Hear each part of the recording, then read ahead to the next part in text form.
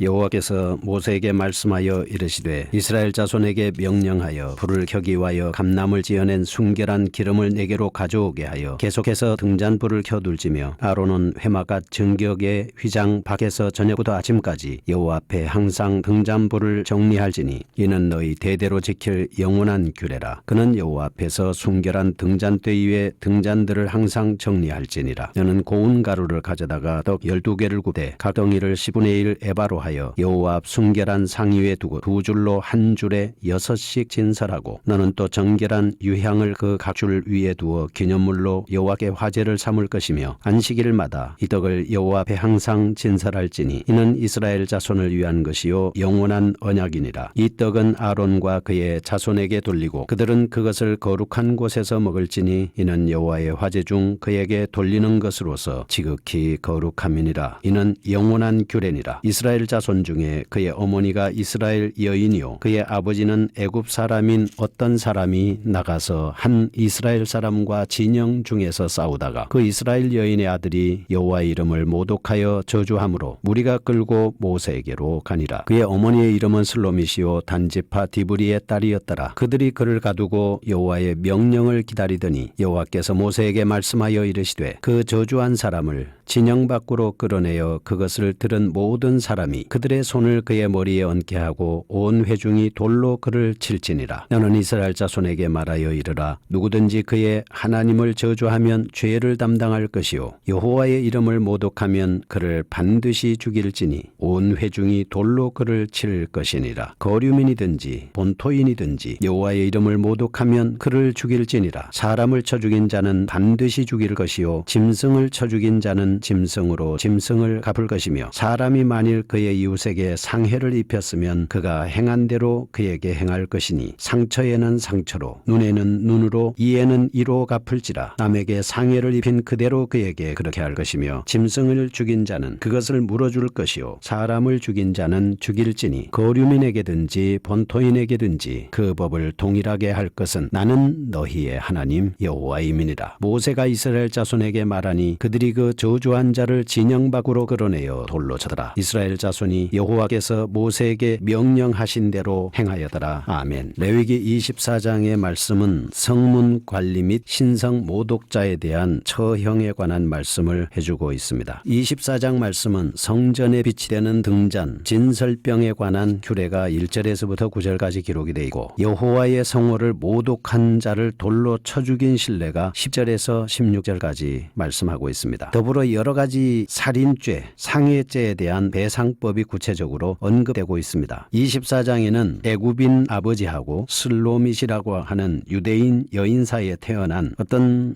사람이 하나님의 이름을 회방하고 저주하다가 징벌을 받아서 돌에 맞아 죽은 사실이 강조되어 있습니다. 이런 것을 통해서 우리가 교훈을 받을 수가 있습니다. 이 구약이나 신약을 막론하고 여호와의 성호를 회방한다든지 저주하는 신성모독죄는 돌이킬 수 없다는 치명적인 범죄가 됩니다. 그래서 하나님의 징벌을 피할 수가 없습니다. 하나님의 이름을 이용해서 자신의 이기적인 욕구를 만족시키는 모든 행위는 사실 성도들이 흔히 범하기 쉬운 죄 아니겠습니까? 이런 부분에 있어서 우리가 대단히 조심해야 된다라고 하는 것을 가르쳐 주고 있습니다. 또 하나는 하나님의 자녀가 불신자와 결혼을 했을 때 불신자의 세속적인 영향을 받을 수 있다. 그래서 불신자들하고는 교류하는 것을 금지하고 있다 하는 것을 알 수가 있습니다. 그러면 구체적으로 보겠습니다. 성소와 지성소가 있지 않습니까? 지성소에는 법궤가 있습니다. 성소 내에는 등잔과 분향단과 떡상 이렇게 세 가지가 있죠. 그래서 1절에서 4절은 등잔에 대한 말씀이고 5절에서 9절에 나오는 말씀은 진설병에 관한 규례에 대한 말씀입니다. 우리가 순결한 기름 그러면 성령을 가리킵니다. 그래서 이 기름의 역할이 성령의 역할을 의미하는데 그리스도의 협력자, 계시자, 임재자로서의 역할을 성령께서 하고 있다. 이렇게 볼 수가 있습니다. 그 다음에 이제 등잔불입니다. 등잔불은 그리스도의 영광을 나타낸다. 이렇게 볼 수가 있죠. 이 영광은 세상을 비추는 빛입니다. 등잔은 비유로 말하면 교회입니다. 그러니까 기름과 연결된 등잔은 교회의 모형이다. 이렇게 볼 수가 있죠. 그래서 우리가 여기서 교훈을 받는다고 하면 첫째는 대제사장 아론이 매일 아침과 저녁으로 성소의 등잔불을 관리를 하죠. 아침과 저녁으로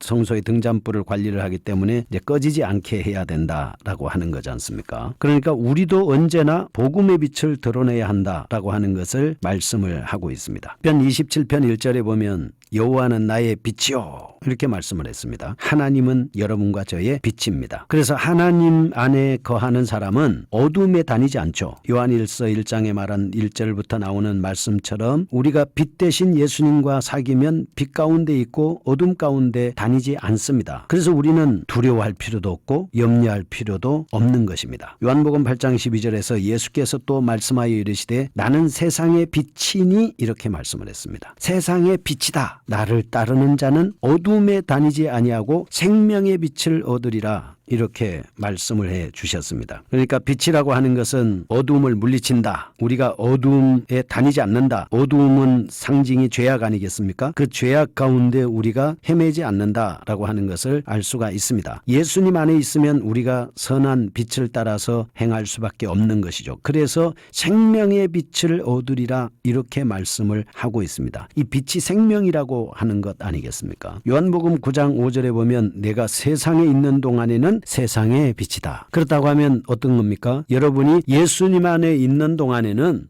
예수님을 믿는 동안에는 우리가 세상의 빛된 삶을 살아갈 수가 있다고 하는 것이죠. 에베소서 5장에 보면 우리는 빛의 아들입니다. 빛의 자녀입니다. 그래서 빛의 열매가 무엇입니까? 빛의 자녀들처럼 행하라 라고 말씀하면서 빛의 열매는 모든 착함과 의로움과 진실함에 있다. 이렇게 말씀을 해 주셨습니다. 착한 거 빛입니다. 그 다음에 의로운 거 빛입니다. 그 다음에 진실한 거 빛입니다. 이런 것을 빛으로 표현을 하고 있는 것입니다. 등대입니다. 등대는 성령의 역사를 가르친다. 이렇게 볼 수가 있습니다. 성도들은 성령의 역사로 세상에 빛을 비추어야 한다라고 하는 것이죠. 그러니까 마태복음 5장 16절에 보면 이같이 너희 빛이 사람 앞에 비치게 하여 그들로 너희 착한 행실을 보고 하늘에 계신 너희 아버지께 영광을 돌리게 하라. 너희 빛이 사람 앞에 비치게 하여. 여러분과 저는요 사실 빛이 아니죠. 빛이 나오지 않죠. 달이 발광체가 아니라 반사체인 것처럼 우리도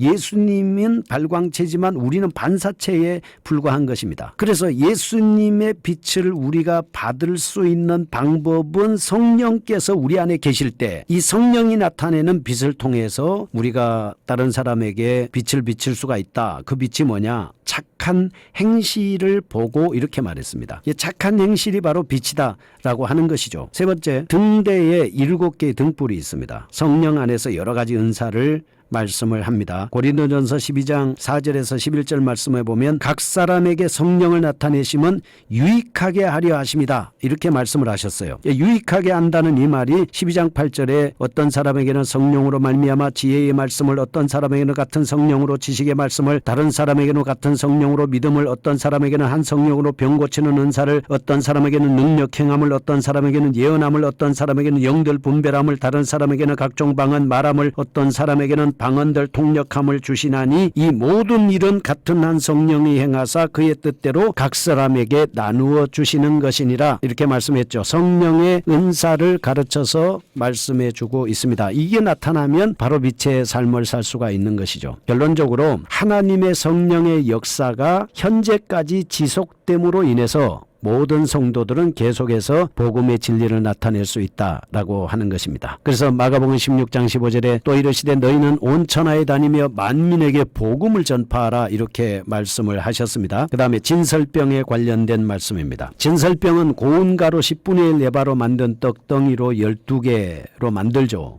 성소 안 떡상 위에 6개씩 2줄로 진설했습니다. 12개의 떡은 12지파를 가리킵니다. 신약에 와서는 예수 그리스도 안에서 영적인 이스라엘이 된 모든 성도들을 비유한다. 이렇게 말씀을 할 수가 있죠. 진설병은 매 안식일마다 교체됩니다. 그래서 진설됐습니다. 이는 하나님과 백성 사이에 끊임없는 영적인 교제를 의미한다라고 하는 것을 볼 수가 있습니다. 하나님의 집에는요 진설병이 있는 겁니다. 하나님의 집에는 먹을 것이 있는 겁니다. 생명의 떡이 있는 것입니다. 예수님 앞에 오면, 예수님을 믿으면, 예수님은 본인은 나는 생명의 떡이니 나를 믿는 자는 영원히 배고프지 않고 나를 믿는 자는 영원히 목마르지 않는다라고 우리에게 이렇게 말씀을 해 주셨습니다. 이 말씀이 무슨 말씀입니까? 언제나 먹을 것이 것이 풍성하다라고 하는 사실을 가르쳐 주고 있습니다. 예수님 믿으면 뭐 떡이 나오냐 밥이 나오냐 이렇게 하잖아요. 예수 믿으면 떡도 주고 밥도 주고 하나님께서 필요한 모든 것 다 주고 지혜도 주고 총명도 주고 명철도 주고 각양 좋은 온갖 좋은 은사와 온전한 선물 하나님이 다 주지 않습니까? 짐승도 주고 사람도 주고 필요한 돈도 주고 안 주는 게 어디 있습니까? 하나님 안에 모든 것이 다 있기 때문에 예수 믿으면 이 모든 것을 다 받아들일 수가 있는 것입니다. 그 다음에 10절에서 16절까지 나오는 말씀, 하나님을 모독한 슬로밋의 아들에 대한 처형에 대해서